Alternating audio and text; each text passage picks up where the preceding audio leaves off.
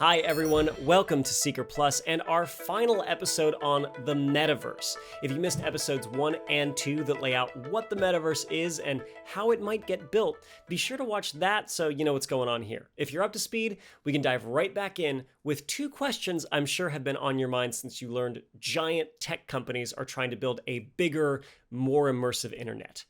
How can the Metaverse make the world better? And how might it make it worse? Also, once again, I am going to disclose that I also work for NVIDIA, a company that makes technology I'll talk about in this episode. All right, where to begin? Now, keep in mind, I don't have a crystal ball that tells me exactly what's in store for the future. The scenarios I'm going to lay out are mostly experts' concerns based on what they think is likely going to happen, but nobody knows for sure. An obvious concern is people's privacy. Facebook, Meta, became a tremendously wealthy and powerful company by offering a free platform for users to share their pictures and interact. Though free doesn't mean no strings attached. There's an adage I love that goes, if something is free, you are the product. It was first said by artist Richard Serra in 1973, long before social media. Serra was referring to television and how it wasn't made to deliver entertainment to an audience, but really to deliver an audience to advertisers. Technology has gotten more sophisticated, but the goal remains the same. Tech companies today, like Facebook and Google, are worth gobs of money because they offer services to people in exchange for data about them. Advertisers can use this data to figure out what you like and what messages you respond to, and then they can snipe you with a specific ad. A social media profile where a user fills out every minute detail about themselves is basically a hand-wrapped present for an advertiser with a little bow on top. But that data isn't always collected or used innocuously. Facebook faced a huge scandal in 2018 when it came out that another company, Cambridge Analytica, exploited the platform by asking users to grant access to their Facebook profiles before taking a questionnaire. When users agreed, Cambridge Analytica not only harvested their data, but the data of their Facebook friends who never agreed to anything. 87 million people were affected, and their data was then used to show them targeted political ads. At the very least, it was unethical, and an eye-opening demonstration of how exposed Facebook had left everyone's data. 4 years after the scandal, and Facebook, now Meta, is selling users on an even more engrossing platform that, in order to work, will need to collect still more data, like tracking your body, watching your facial expressions, mapping your house. What's more, Meta made their pitch while in the middle of another scandal. Come on, Meta! The latest one stems from the reality that once platforms sell your data to advertisers, they then have an incentive to keep you there longer. YouTube, Facebook, Twitter, all of them are constantly searching for ways to keep you watching and scrolling longer, so more ads hit your eyeballs. Unfortunately, people react really strongly to extremes and often slowly get funneled by an algorithm into more and more extreme content. I don't necessarily mean extreme political ideologies, although there is that, but the content can also be harmful to people's health. A month before the Meta announcement, a whistleblower within Facebook came forward with internal documents. The whistleblower claimed the company found their own Instagram algorithm promotes eating disorder content to young girls. Within a month of the whistleblower coming forward, Facebook changed its name to Meta, and Meta's first act was to ask you to join a world where you could have an avatar that looks however you want.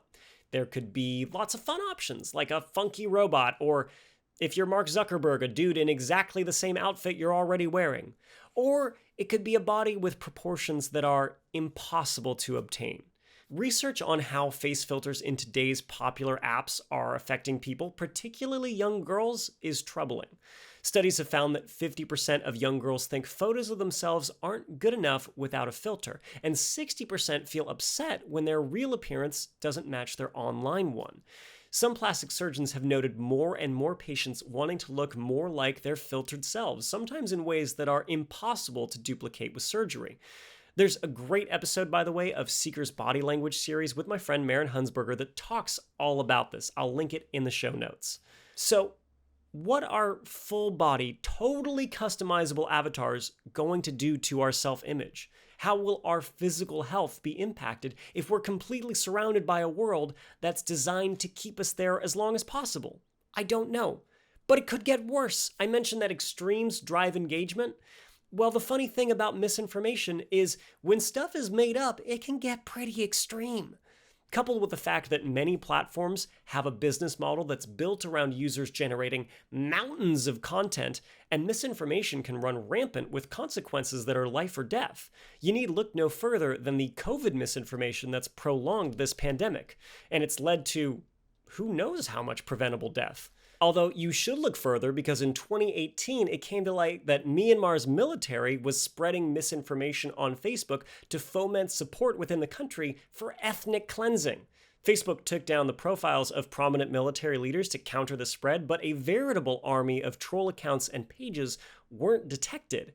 If Facebook and other companies build a virtual world so vast it's bigger than the Earth, how will they keep misinformation and extremism from flourishing in its darkest corners? And is it even their place to try? Now, I know I've brought up Facebook a lot, but to be fair, the company's founding motto was move fast and break things. For years, many companies have been getting set for a race to create the metaverse, and Facebook must feel pretty confident because Zuckerberg just fired the starter's pistol. The goal is to create something that will, by definition, transform society, and their track record is less than stellar. Maybe it's time to slow down. Try not to break anything. Okay, that was a heavy dose of possible pitfalls, and honestly, there were a lot I didn't cover, like how will we handle online harassment in a world where everyone has a sense of presence, and what new and exciting ways will we be vulnerable to hackers? But there must be enough of an upside to make it appealing for users, right? I mean, why else would these enormous companies want to tackle this monumental and very expensive undertaking? Well, a designable, collaborative 3D world could make some amazing things possible. Already, we're seeing inklings of what could be. Telecom engineers are working in full-scale replicas of cities built using NVIDIA's Omniverse technology. The cities are accurate down to even the materials the buildings are made of and the density of foliage. This way, they can experiment with how to best lay out a 5G cellular network. 5G delivers faster speeds, but to do it, it uses higher frequency radio waves that are easily blocked by trees and buildings. In a virtual city, engineers can move nodes around for better coverage and actually see the signal paths that are invisible in the real world. People are gathering in VR spaces today to see old friends and to meet new ones. During COVID, I actually went to a friend's birthday party in VR. We watched a bad movie, we drew inappropriate art on the screen. It was a bright spot in an otherwise bleak time.